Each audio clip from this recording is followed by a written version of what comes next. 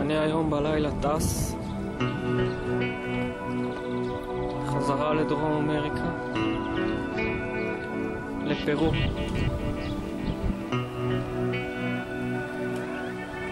אני עובר בבית קברות לפני. האמת שלא באתי לפה בשביל להיפרד. אני לא מסוגל לדבר למצבה, בטח לא של אחותי.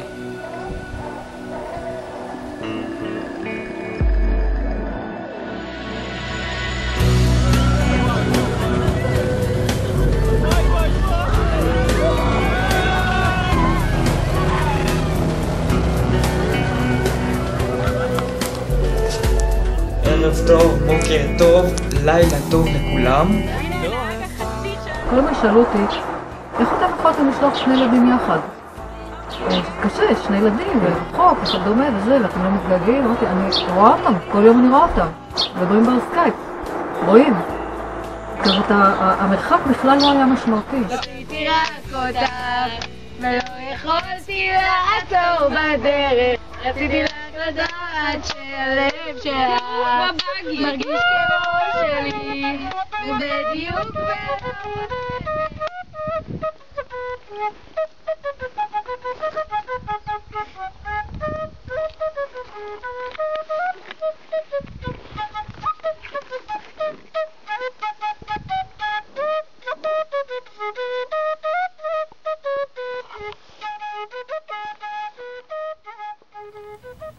אני לא מאמין שאני כותב דבר כזה ביומן. אבל ב7:30 בבוקר, סגי, ניצקי וגיא העירו אותי וסיפרו לי שאופיר נהרגה בסלר בג'יפ. אין ולא יהיו מילים לתאר מה אני מרגיש. נפתח לי פצע בלב, בנשמה, שלא יגליד לעולם. מה עם אמא ואבא? אני יודע שיקח לי המון זמן, ואולי גם אף פעם לא, להקל את המצב.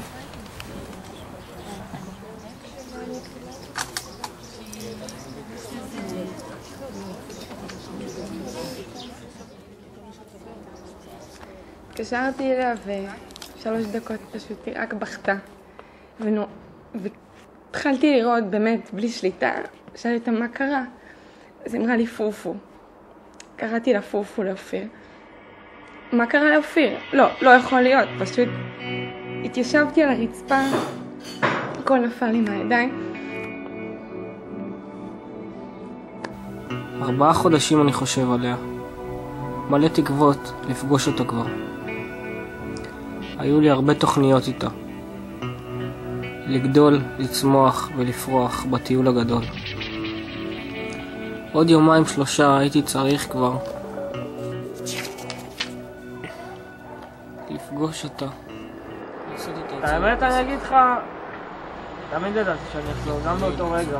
לא ידעתי כמה זמן ייקח לי ואני אחזור הביתה ומה יהיה, ובכלל אני עדיין לא מעכל ואני לא יודע מתי אני אעכל את מה שקרה, אבל ידעתי שאני אחזור, לא ידעתי מתי. מעניין אותי מה ההורים שלכם. איך הם גם חזרתם, אתם עכשיו חוזרים בחזרה, איך ההורים שלכם קיבלו את כל הסיפור? אנחנו דיברנו עם ההורים עוד מבוליביה, שאמרו שאנחנו מתכננים לחזור. אני חושבת שזה הדבר הכי טוב שהוא יכול לעשות, כי המסע הזה לצורך העניין נקטע אצלו כרגע. הוא צריך לחזור אך ורק כשהמסע הזה, כשהוא שלם. בוא נגיד בחלום הוורוד אופיר הייתה שם. והייתי צריך להיפגש איתה ולחוות איתה ולהיות איתה במקומות. גם בגלל זה אני חוזר, או בשביל זה, לא בגלל זה. כי אני אהיה איתה, אמנם לא פיזית, אבל אני אהיה איתה שם. אני ברגשות מעורבים.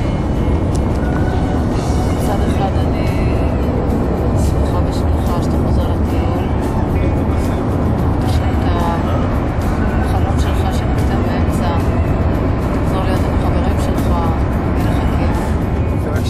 החיים. זהו, אין מה לומר.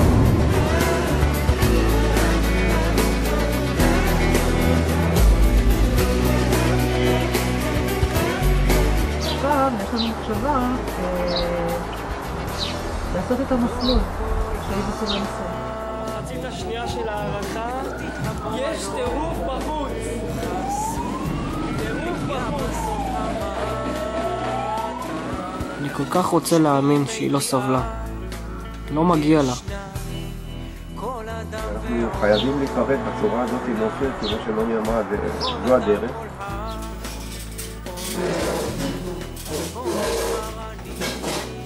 יום השביעי, ויחולו השמיים והארץ וכל צבאם, ויכל אלוהים ביום השביעי מלאכתו אשר עשה, וישבת ביום השביעי מכל מלאכתו אשר עשה, ויברך אלוהים את אמא דואגת לי הרבה מדי. אבא מרוסק. לפעמים אני אומר לעצמי